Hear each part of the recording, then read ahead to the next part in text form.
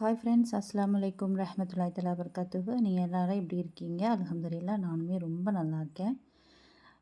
இன்றைக்கி chicken gravy என்னோடய ஸ்டைலில் ஹெம்மியாக டேஸ்ட்டாக எப்படி செய்கிறதுன்னு பார்க்கலாமா? அடுப்பில் வானல் வச்சுக்கலாம். வானல் வச்சுட்டு குழம்பு தாளிக்கிற எண்ணெயை நம்ம சேர்த்துக்கலாம். சேர்த்துட்டு இதில் பட்டை, கிராம்பு, ஹோல் ஸ்பைசஸ் உங்களுக்கு என்ன தேவையோ அது எல்லாமே சேர்த்துக்கோங்க. நான் எல்லாமே சேர்க்க மாட்டேன். பட்டை, கிராம்பு, கொஞ்சமாக இந்த ஜாதி பத்திரி இதெல்லாம் சேர்த்துக்கிறேன்.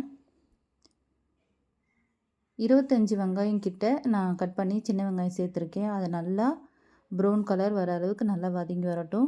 இதில் ரம்பை இலை, 2 பச்சை மிளகாய் சேர்த்துக்கிறேன். சேர்த்துட்டு இது நல்லா வதங்கி வரட்டும்.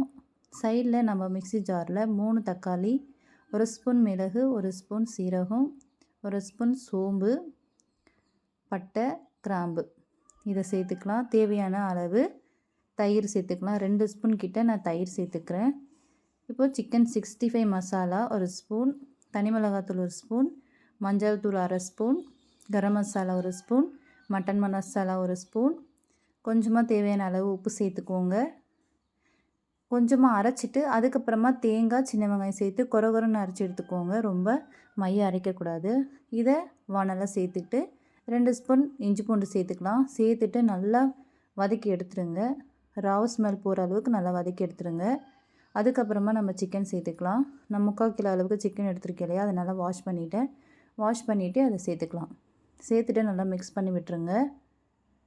மிக்ஸ் பண்ணி விட்டுட்டு ஒரு 5 மினிட்ஸ் அப்படியே இருக்கட்டும். அதுக்கப்புறமா 1 டம்ளர் அளவுக்கு தண்ணி சேர்த்துக்கலாம். ரொம்ப சேர்க்க வேணாம். கறி வேகிற அளவுக்கு தண்ணி ஊற்றினா போதும். சேர்த்துக்கலாம்.